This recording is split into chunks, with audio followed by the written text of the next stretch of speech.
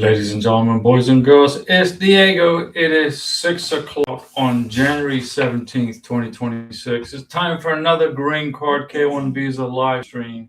Let's go, ladies and gentlemen, boys and girls. Wakey, wakey. Get up from your couches and your sofas and your easy chairs and come and join us as we give you all this free information on how to process a K1 visa and a green card. And let's go over some things regarding this 75 country block on immigrant visas. Okay. An immigrant visa is a visa that is an I-130 for an immediate family member, like your wife or your mom or your dad or your brother or your sister. That's what an immigrant visa is. A K1 visa is a non-immigrant visa. So if you are from one of those 75 countries that the Trump administration doesn't seem to care about, let me go over some things with you. Maru, hello, Diego and Karina. Maru, happy Saturday, Maru. We hope you're doing well. Now, remember, Maru, your beneficiary, your fiance is from Cameroon, and he is part of that list of countries that are on the block list. But that's for immigrant visas, not for non-immigrant visas. You are in a K1 application, which is a non-immigrant visa.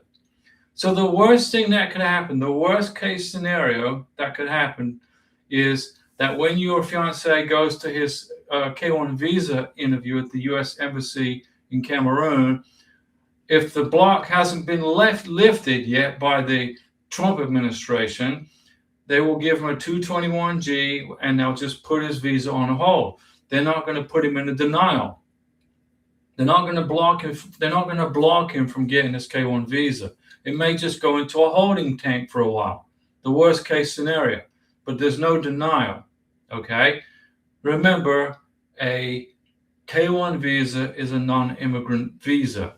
So if you're from one of these countries that is being attacked, I guess is the word, because of the Trump administration doesn't seem to think that these people make enough money to support their beneficiaries. Well, we know that in order to get a K1 visa approved, in order to get a green card approved, you have to make enough money or else you don't get it. So I am confused as to why the Trump administration is saying that they're blocking these countries because they want to make sure that you don't become a public charge, when the process for an immigrant visa requires that you do not become a public charge and that you are screened and vetted properly. So it's a little confusing, and immigration attorneys are going to have a great feast, and probably they're going to make a lot of money with their clients as they're going to challenge this attack on American citizens. Remember, when you are going after a foreign national's green card, you are also interfering with a U.S. citizen's right to reunify with his family or her family. And these people are voters. I'm a voter. I vote. Okay? So if these so-called members of Congress want to continue down this path of blocking family reunification, then they best start preparing to be removed from office at the midterm elections, which are this year. Because we Americans are not going to put up with this crap. Okay? I won't. Larry Piercy, hi kids. What's going on, Larry? Where are the goats? I didn't see any goats. You said hi kids. Kids are goats, right? Baby goats? Meh. That's a baby goat. Good to see you, Larry. We hope Moggy's doing well. And tell Moggy, do not leave the United States of America. Now, if you are from Thailand and you have left the United States on your 2-year green card after I have been telling you guys not to do that, your country is now put on a block list for immigrant processing. Okay? So if you have left the United States and you have a 2-year green card and you are in one of those, you went back to see grandma because you missed her, you're going to have a heck of a difficult job getting back into the United States if you have a 2-year green card and you are from one of those block countries. It's going to be difficult, if not impossible, unless you can back up your relationship to your American citizen husband or sponsor. And then the Border Patrol is going to ask you, why in the heck did you leave the United States? You just got here. Larry Pierce, he just got deported to Alabama. Hey, yeah. With nothing wrong with being deported to Alabama, but if you do, you're going to have to pay state tax, because in Alabama, you got to pay state tax. The government of Alabama love to put their hands into your wallets and take money out of your wallets during tax season. But here in Florida, they don't.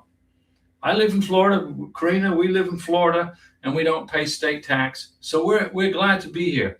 Nevada, they don't pay state tax in Nevada. Let me see. So Tennessee also, Texas. Mr. Boondocks. Hello, Diego and Karina. What's going on, Mr. Boondocks? How are you?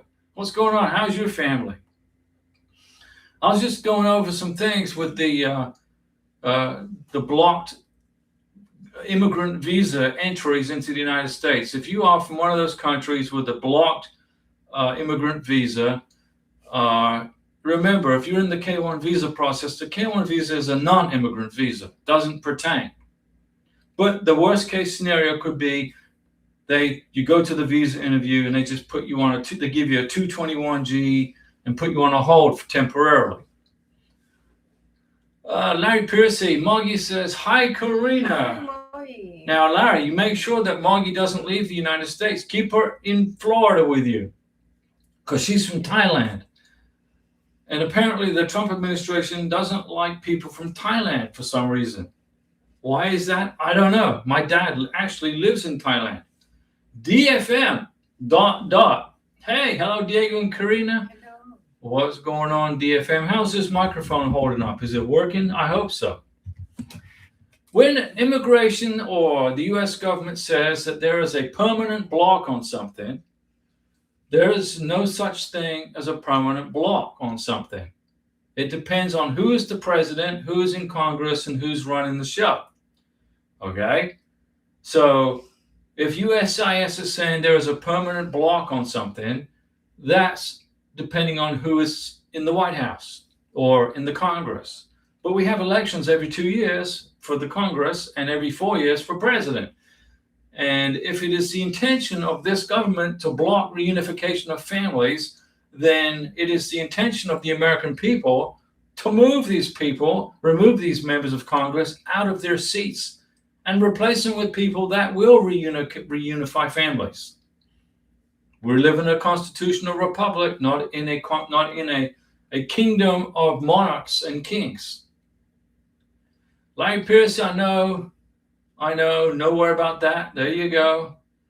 Copperhead, how far would $1 million last in Thailand? Oh, your entire life. You could live in Thailand with $1 million in a good investment, invest the money in a good investment, live off the residual income. You could live on it for your whole life. Depends on how you invest the money, though.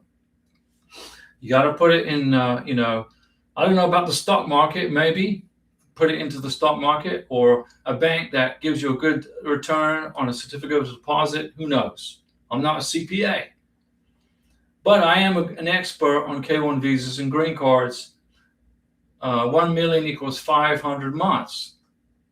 1 million is 500 months. Okay, well, it depends on how much you spend also. Okay? I mean, in Thailand, I think my dad's got retirement checks coming out of every orifice.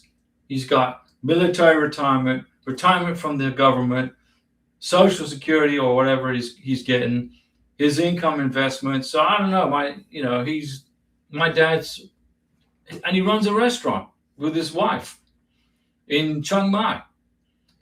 Larry Piercy, $2,000 a month. Okay.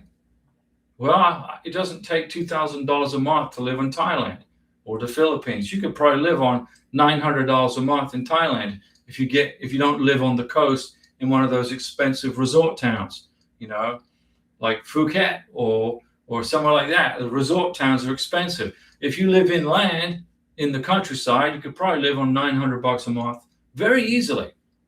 But that's if you want to live in Thailand. What we're doing is we're happy to be in the United States. Karina loves Florida, and we're going to go on vacation in May, and we'll make some videos of our vacation. I'll take Karina to some places that she's never even been to before and places she has been to before. That's 6,000 years. Well, 6,000 years is a long time. And Copperhead is saying congratulations. Okay, Copperheads, congratulations to who? Who are you congratulating? Come on, tell us. Keep us in the loop. This right here is the airplane that Karina and I flew on from Bogota, Colombia to Miami and on your vacations. Okay, gotcha. There you go. Yeah, we're going to take a vacation. It's going to be for 7 days. I don't know if we're going to do a live stream during the vacation. I don't know. I'd have to carry the laptop computer. So maybe what I'll just do is make videos while we're on vacation and then post them in the members section so you guys can watch them.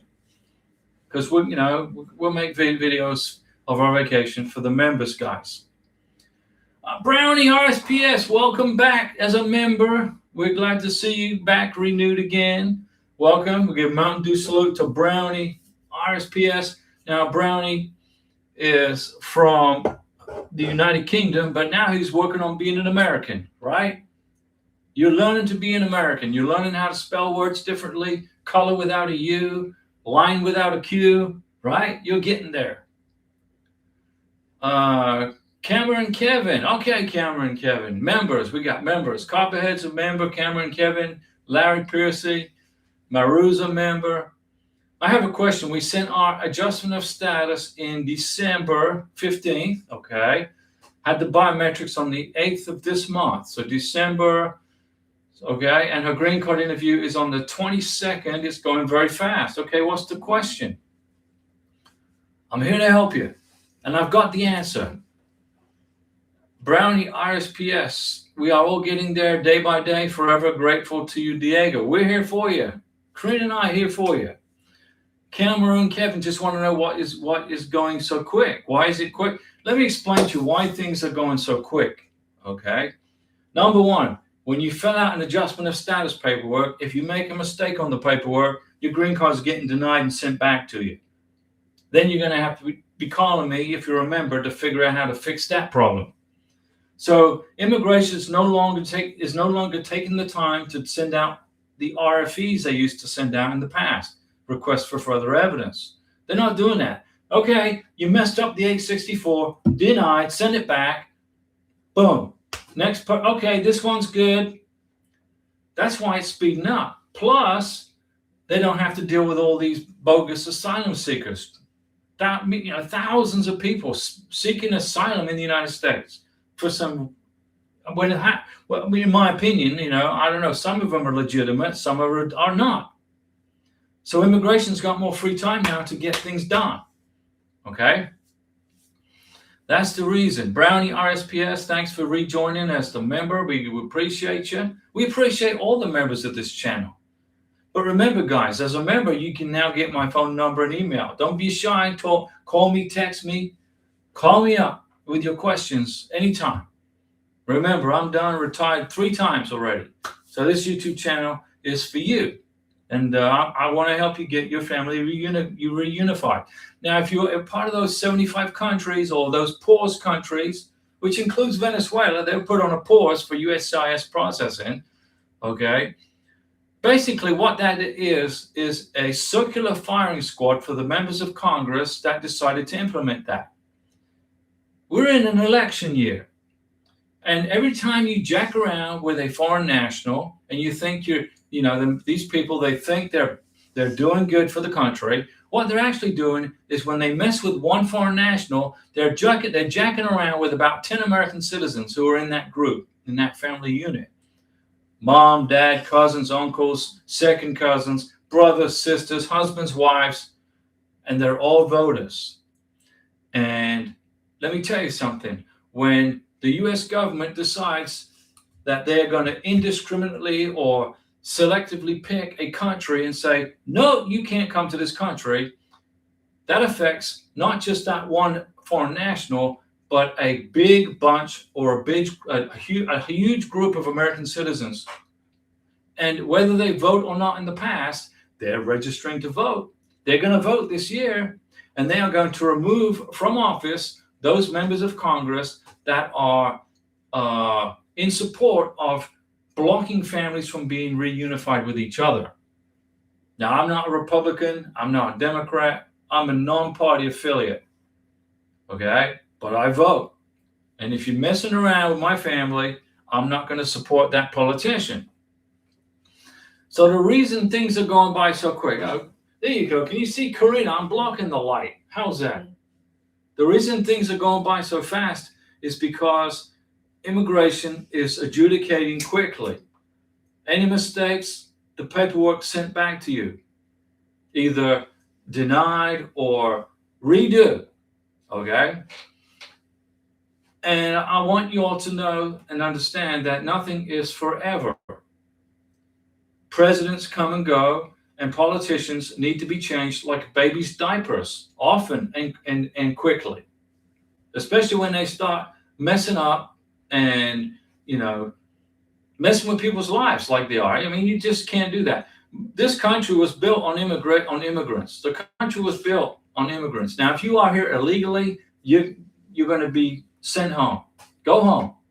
If you're an illegal immigrant in this country, go take your ass home.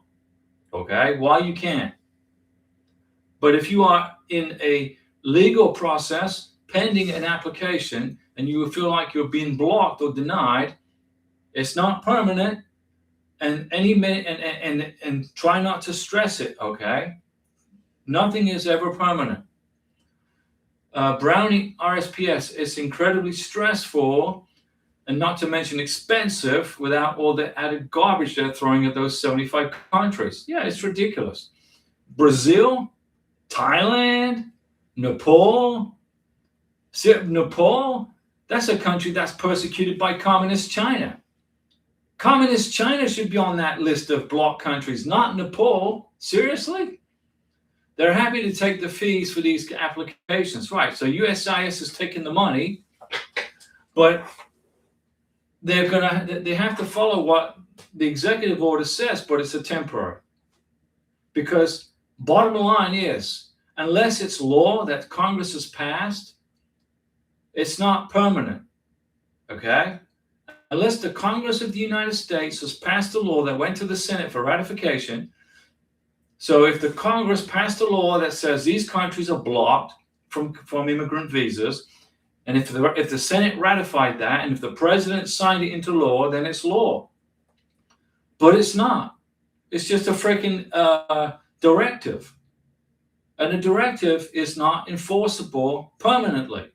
It's temporary. Okay? So when you start stressing and thinking that it's permanent, don't let this administration put you into a negative mindset, and don't let them scare you. Because they're trying to get you to withdraw your application or to give up on your application. Don't do that. Don't do that. Keep going. Keep pressing on. All right? Keep on pressing onwards with what you're doing. Because currently, as of January 17, 2026, the law of the land under the Immigration and Nationality Act says your K-1 visa will be adjudicated. Your 2-year green card will be adjudicated. Your 10-year green card will be adjudicated. Okay? Okay? Just keep going. Copperhead, why are they wanting to instill fear? Because they're trying to get people to give up on this process or to withdraw their application. They don't want immigrants coming to the United States, the country that was built on immigrants. This nation was built from immigration, right? I think the only legal residents of this country are the Native American Indians. Everybody else is an immigrant in some way, shape, or form. Brownie RSPS, I'm trying to be patriotic. You're good. And love this country. I love this country. I love the United States of America. I am totally in love with this country. But this administration is making it difficult. That's what they want. They're trying to get you to give up. I know it's not the intention, but they're making immigration feel like a criminal offense. Yeah, they are. And it's not a criminal offense to immigrate to the United States. But look it depends on who's running the show. I mean, President Trump just said, if those European countries don't let me take Greenland, I'm going to slap a 10% tariff on these countries. Now, I can understand the United States government wants to control Greenland for security, national security purposes. Okay? Fully understandable. But the nation of Denmark controls Greenland. And if the nation of Denmark wants to give Greenland to the United States, then it's up to the nation of Denmark to do that. It's not, it's not our part. We have no freaking right to go and invade that country. No matter what the national security implications are, the nation of Denmark controls Greenland. Now, I support the idea. I believe the United States should control Greenland. I think Trump is 100% right that the United States should control Greenland for national security. We don't want the communist Russian, Chinese, or the crazy Russian government going in there and taking over Greenland, right? We don't want that.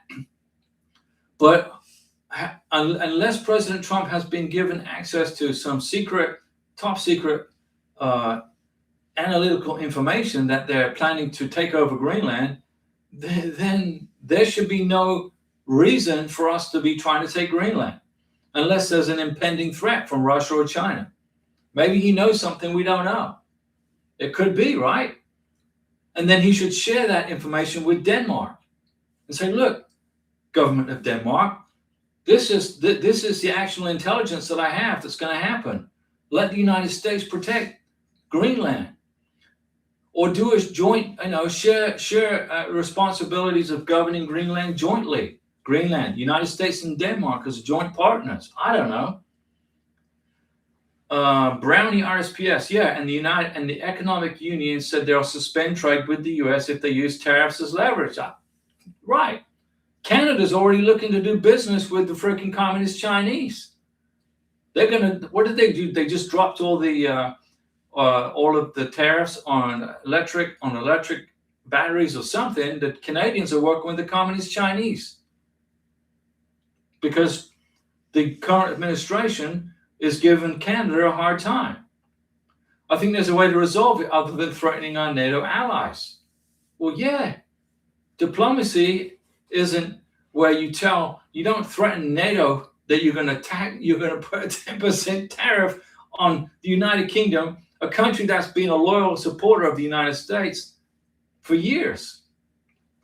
I don't know. Maybe Trump knows things that we don't know. Maybe he has access to actionable intelligence that we don't see. Okay? It could be. But if that's the case, he needs to share that information with the government of Denmark and say, look what's going to happen here. The communist Chinese are planning an infiltration of Greenland. I mean, it could be. But you just don't say, well, we're going to take Greenland. I mean, that's not how we work as a country. We're a peace-loving country, But I support Trump with what he's doing with securing the borders and keeping illegal immigrants out of our country. But when he started going after green card holders and K-1 visas and spousal visas of American citizens, he's screwing with American citizens, not just foreign nationals. He's screwing with me. And I don't like that. So and I'm a voter. So yeah, you're right, Brownie RSPS. There's other ways that you can handle this with NATO. Maybe Trump should have just rebuilt the military in Greenland. We have a military space command, I think Space Forces in Greenland. Maybe we should have just started expanding the military presence there without threatening them.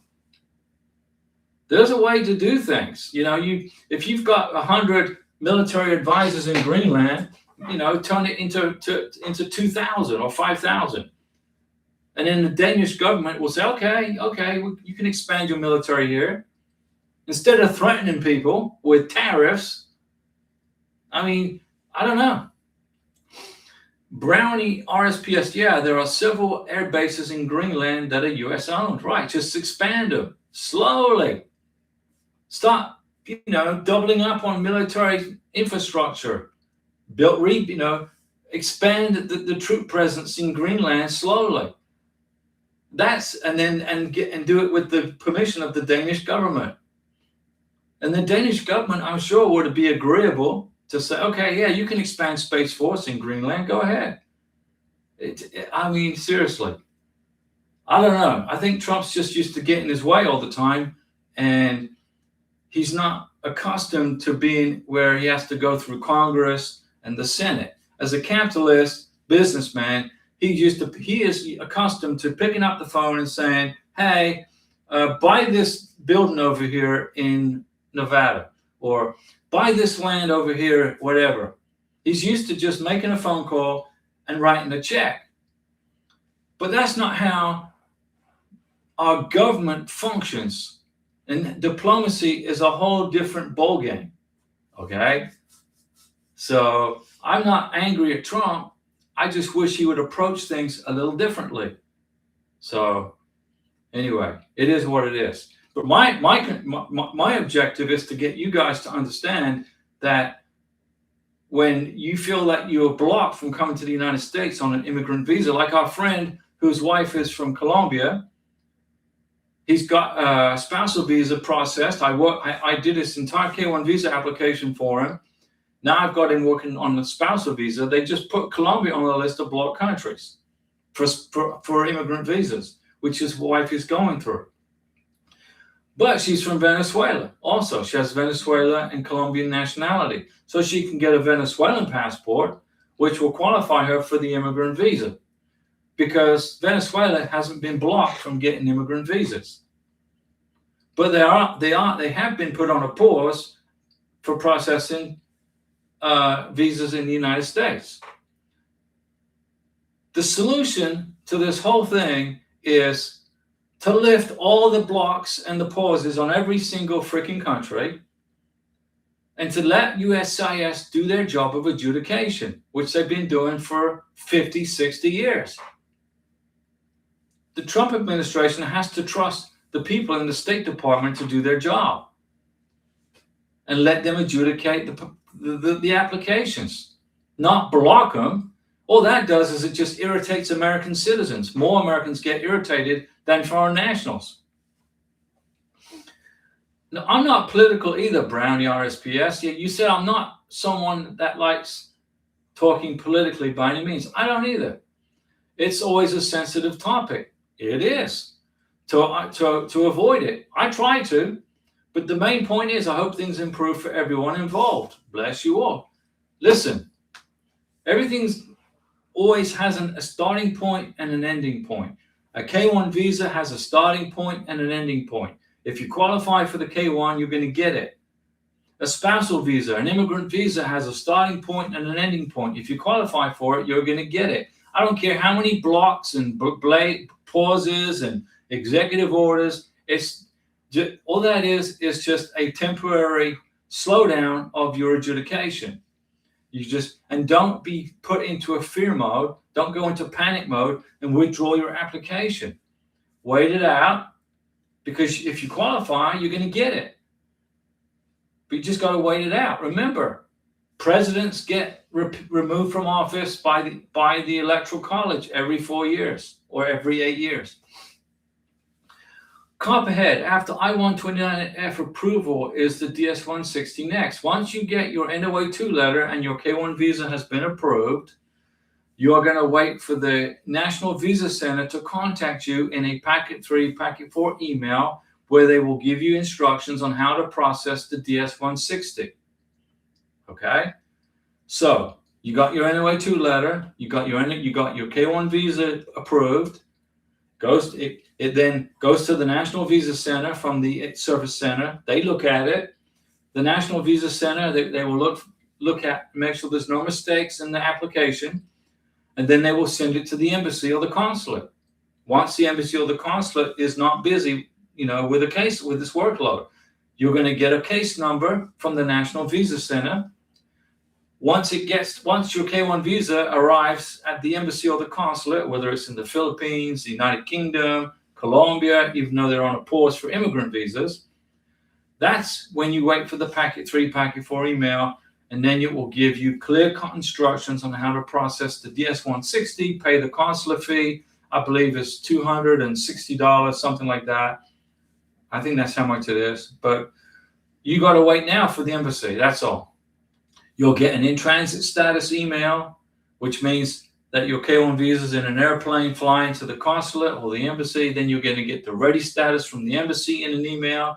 You get the ready status, and you get the packet 3, packet 4 email and in that instruction email, it's going to give you directions to go to ustraveldocs.com, and then it's going to tell you how to pay for the visa fee, how to fill out the DS-160, what doctors you can use for the medical exam, and make sure you get all your vaccinations up to date before you go to your medical exam at the embassy or consulate.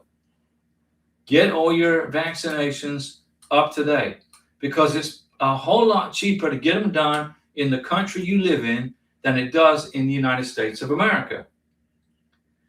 Karina, when I was in Colombia with her, and then I was in the United States, Karina was telling me her mom couldn't find her vaccination records. I said, okay. I said, go and get your vaccinations done over again. I think this was in July of 2022. Okay, so I think in the summer of 2022, Karina, she couldn't find her vaccination records, her mom couldn't find them in Caracas, Venezuela. I said, okay. I sent her some money, and she went and started getting her vaccinations once a week. It was easy. Once a week, she got two vaccinations, and then by the time she went to her scary visa interview at the embassy in Bogota, she had all her vaccinations completed except for one that we missed because it was a booster. And we got it done at the embassy. The doctor did it right there. $25. Brownie RSPS. Yeah, I think my vaccinations cost $130. It was really not that much. No, it's cheaper overseas.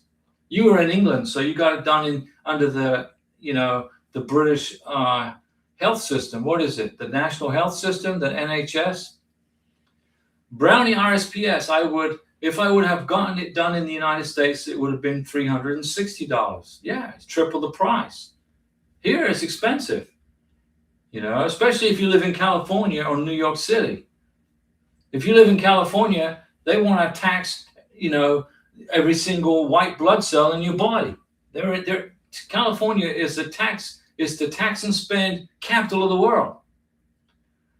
Copperhead, will the medical exam give the vaccines?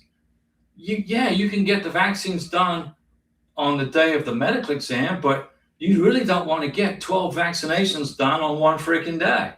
You want to space them out over a couple of months. If you need 12 to 14 vaccinations, you want to space them out over a couple of months. Otherwise, it's just going to hold up the adjudication of the K1 visa. Maybe. Or the doctor's going to say, okay, you passed the medical exam, and then you go to your K1 visa interview, you pass the K1 visa interview, then you get to the United States, and you have to get all your freaking vaccinations up to date in the United States before you can get the green card. Remember, you cannot get a 2-year green card without repeating the medical exam and recertifying the vaccinations. When Karina arrived in the United States of America from Bogota with me, I was with her. I accompanied her into the immigration checkpoint in the U.S. citizenship line. Even though Karina's not a U.S. citizen, she's with me in the U.S. citizenship line in Miami. We went through the U.S. citizenship line. She checked her passport in. The Border Patrol officer said, welcome to America, Karina. We're glad you're here. We're going to take you over to this interview room where she went, where I accompanied her. They took the packet out of her bag, the carry-on bag, and processed her I-94. And then when we got to our home here in Florida, I called a civil surgeon up, the doctor up in Pensacola, and I said, hey, I need to schedule a green card medical exam. The administrative assistant said, okay, no problem. Scan me over Karina's vaccination records. I scanned her the vaccination records, and she said, okay, all her vaccinations are up to date. She's good to go on vaccinations. They checked off that box. Then we set the appointment. We went to the medical exam in Pensacola, Florida. She had her green card medical exam. They signed this. The doctor signed the 693, put it in a sealed envelope, and then gave me a copy of the medical exam. And then that went in her 2-year green card application. This was before it was mandatory. I was already planning ahead. It's now mandatory you get a medical exam in the United States of America, and get a brand new 693 and a recertification of your vaccinations for the 2-year green card. If you don't, you're going to get a green card denial or RFE if you're lucky. Brownie, RSPS, but you can get them at the exam if you're not fussed about the cost. You can get them done at the medical exam, but you don't want to get them all done like that. It's crazy. And your arm is definitely going to hurt. And if you need more than a few, though. That's right. Karina, she got her typhoid shot. Her arm was hurting for about a week. Let's see here. Brownie RSPS, I would check how many you're missing, Copperhead. If you're only missing like 3 or 4 like me, get them done privately outside of the certified physician. Yeah, get it done. It will be less expensive. No matter what, guys, you got to have every single vaccination checked and signed and certified, or you will not get your 2-year green card. Brownie, the flu vaccine makes me feel under the weather for a few days every time. But the thing with the flu vaccine is you only have to get it during flu season. If you're going through the K1 visa application and your medical exam is due during the flu season, you're going to be required to get the flu vaccination. If you're going through the K1 visa application and it's not flu season, it's like in the middle of freaking summer, you don't have to get the flu vaccination. And it is not mandatory to get the vaccine for COVID. That's gone away. You don't even have to worry about that. Copperhead, is there a list? Yes, there is a list. And I made a video on what vaccinations are required for the K1 visa. I made a video about it about 2 years ago. I was in Colombia. I said, let me make a video on what vaccinations are required for the K1 visa application. Maybe I should just redo that video and check it, redo it, make a current one. 3 months ago, I made a video on how to lift conditions off the K1, off the 2-year green card. 3 months ago, I made a video how to file I-751. The current cost as of January 17, 2026, if you file by paper, which I recommend you do, to lift the conditions off of your 2-year green card is $750. If you are filing for a 2-year green card, okay, and you are an adult, you're over 16 or older, it's $1,440. Then you have to repeat the medical exam and get the vaccinations recertified. So there's an expense for that. So what are you going to be paying for your 2-year green card? $1,440 for the green card, which includes the biometrics, the medical exam, which can cost anywhere from $400 to $1,000, depends on where you live. Research on the vaccinations. Okay, so it gets expensive. That doesn't, that's just to get the 2-year green card. And then when you file for the 10-year green card, it's $750 as of now. Okay, but you don't have to repeat the medical exam for the 10-year green card. You don't have to include the I-94. You don't have to include a copy of the K1 visa for the 10-year green card, but you must include a color copy of everybody's passport, the beneficiary and the sponsor, the biographic page. Okay? The I-751 is 13 pages long. It takes maybe 20 minutes to complete it, an hour, 30 minutes to an hour to fill out the I-751 for your 10-year green card, but don't make any mistakes. Okay? When you file for your 10-year green card, make sure you are including your last 2 years at a minimum tax returns, at least 2 years, filing jointly. Now, I just went over the taxes today. I went over and I haven't got the interest yet from the bank on the interest on our investments. I'm still waiting on that. But I went ahead and figured out how much tax we owe for our taxes. But I'm not going to pay it until like the end of March. And then we're going to file for Karina's 10-year green card. I am not going to be able to get the tax transcripts in time for the 10-year green card. So I wrote a letter, okay, that said, Dear USCIS, here is my 1040 1099s, W-2s, but we don't have the tax transcript yet because we just filed for our taxes, and it's in the time frame when we need to file for the 10-year green card. So we don't have time to get the tax transcript. But we do have the tax transcript from our 2024 tax return. The USCIS website, Brownie RSPS, can also give a list of vaccinations. But like I said, the civil surgeon also makes the final decision when you go to the medical exam.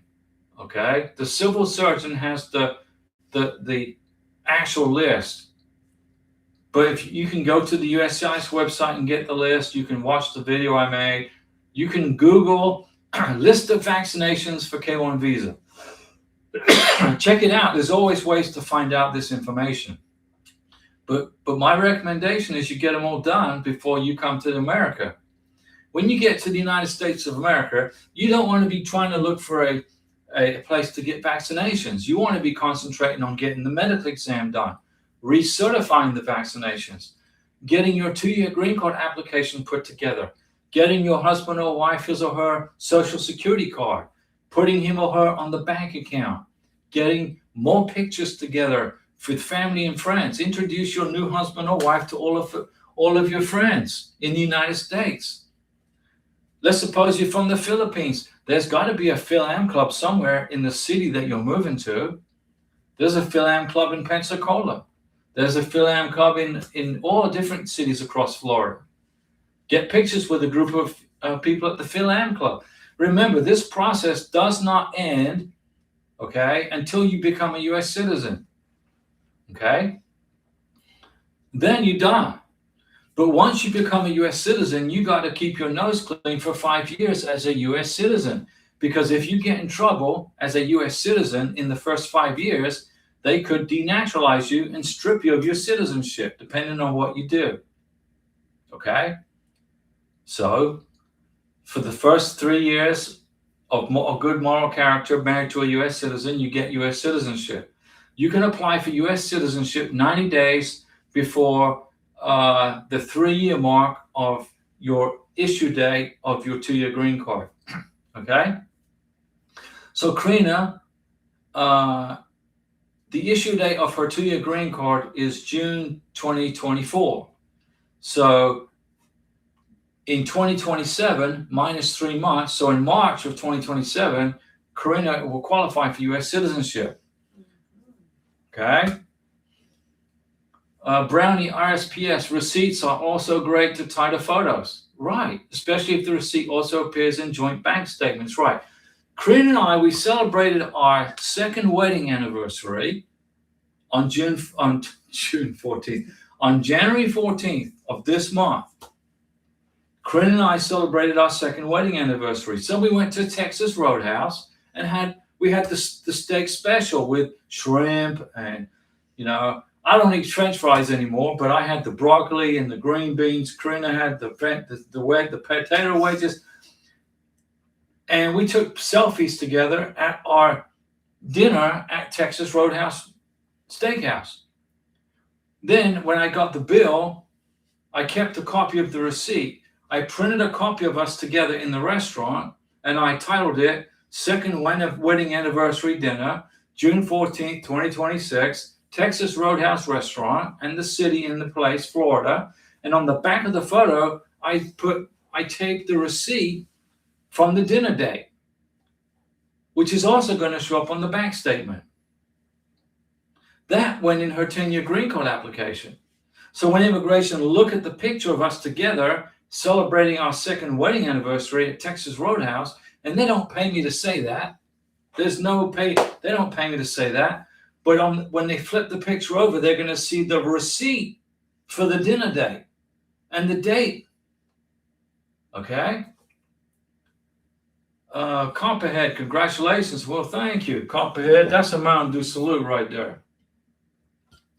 And Brownie RSPS, I hope your health is much better now, Diego. Oh, yeah.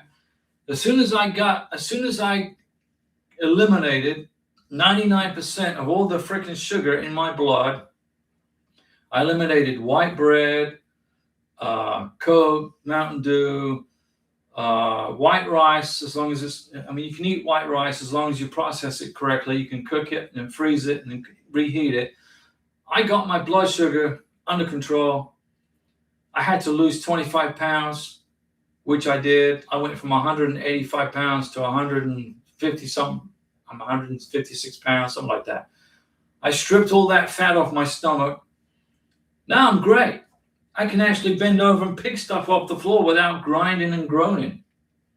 So I'm in great, perfect health now. Thank goodness. And then next month or in March, I'll go get my blood checked, see what my blood sugar is. Brownie, I feel you. I started going to the gym this week.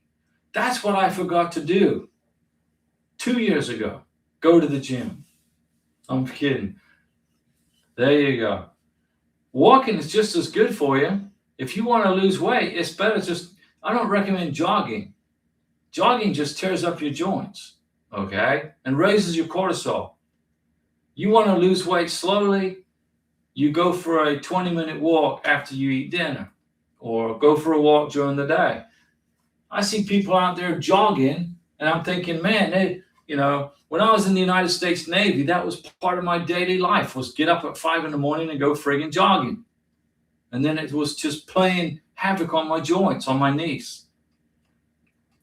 When I was in the United States Navy, I had a mandatory flu shot every year. And every freaking year, I'd get the flu.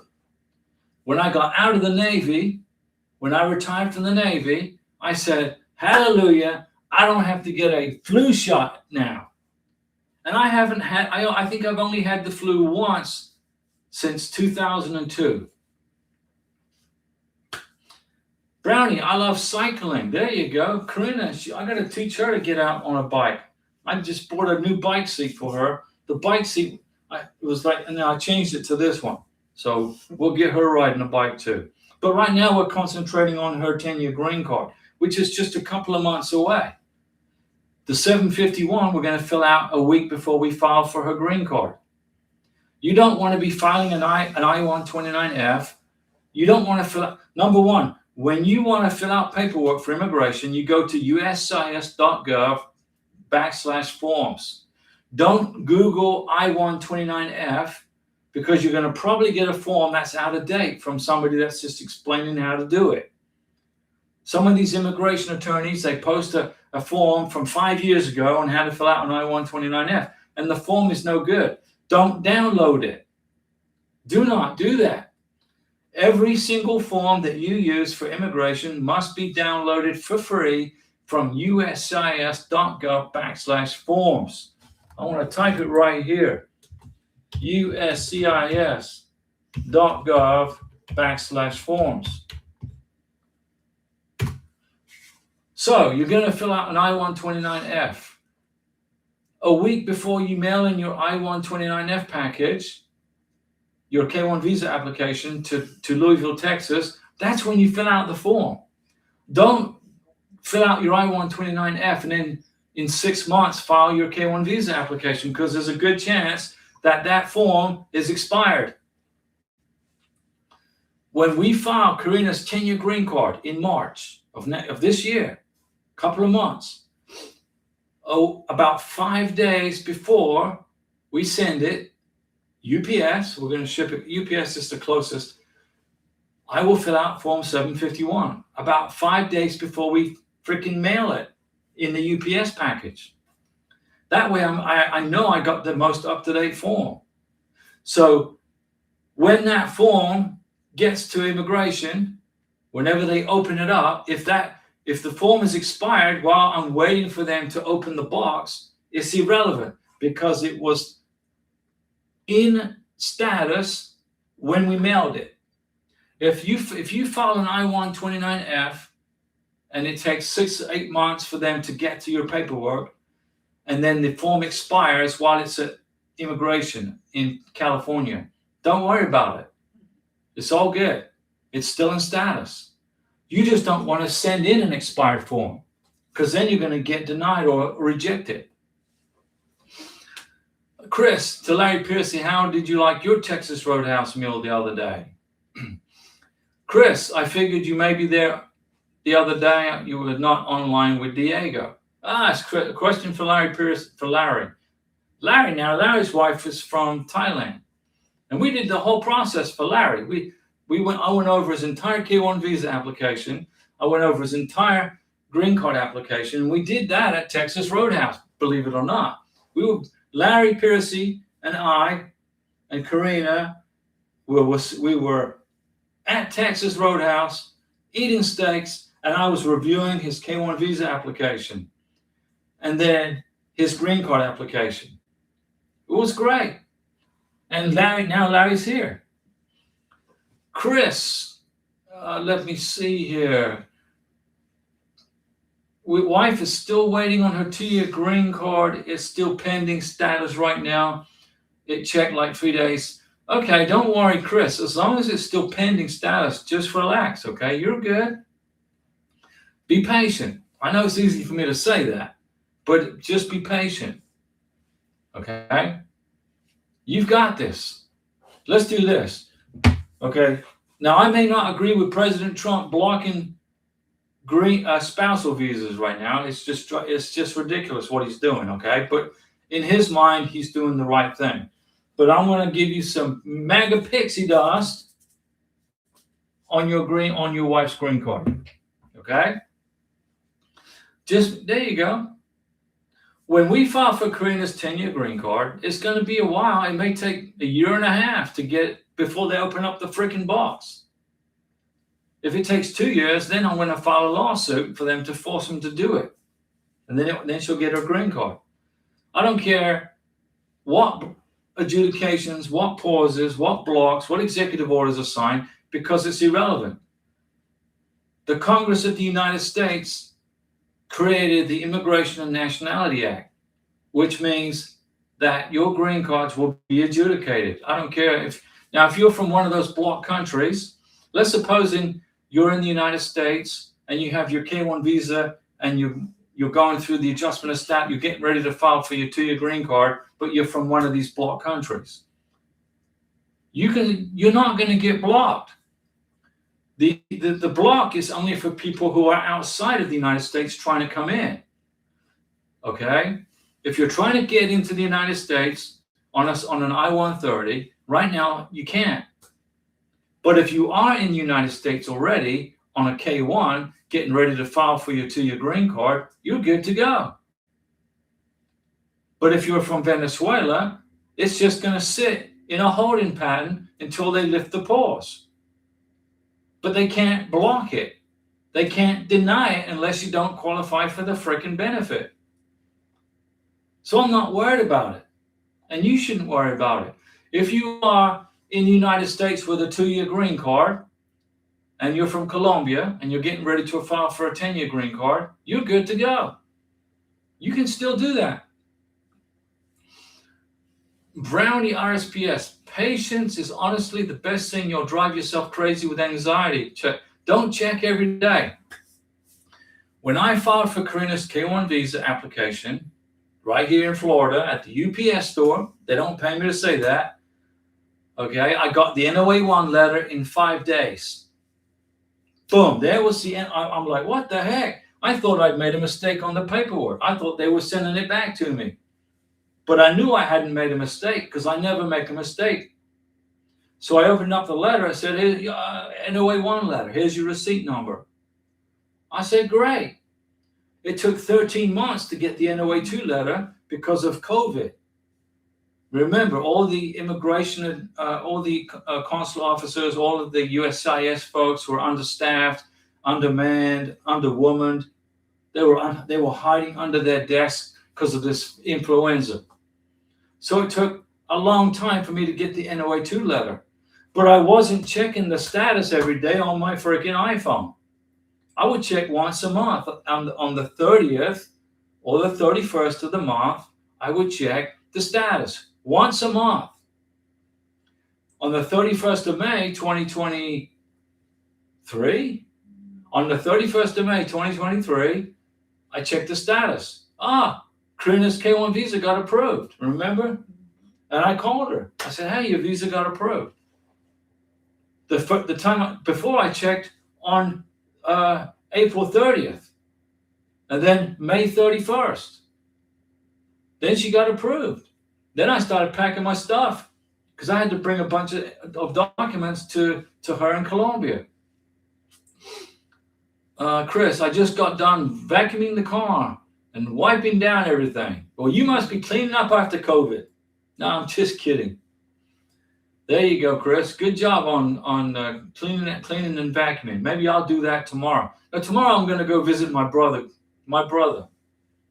Now, remember, listen, when you get ready to file for a 10-year green card or a 2-year green card, make sure you get at least 3 or 4 letters of affidavit from your family and friends that are going to testify towards your relationship.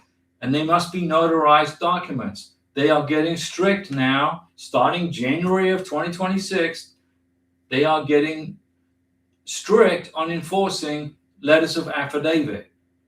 So I already have 3 for Karina from 1, 2, 3. I got 3 for her notarized already. I'm going to get 1 more, okay, for her 10-year green card.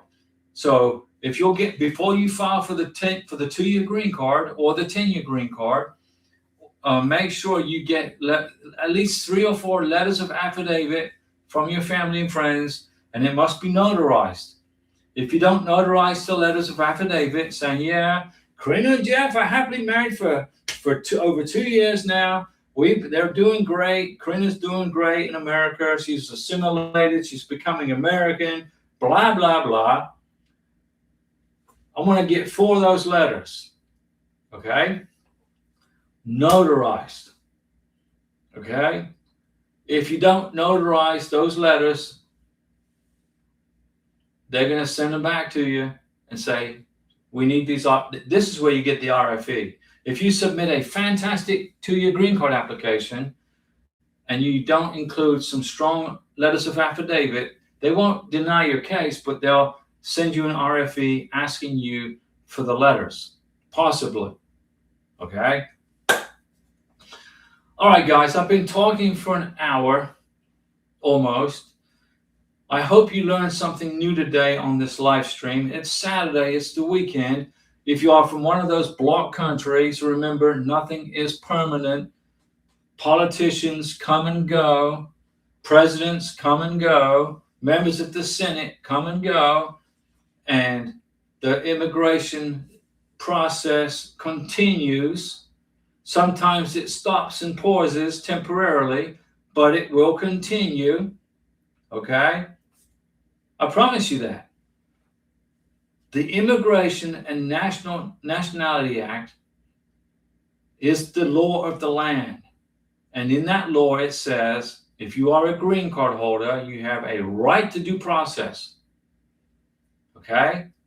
This prevents presidents from arbitrarily kicking people out of this fantastic country, the greatest country on the planet, the Constitutional Republic of the United States.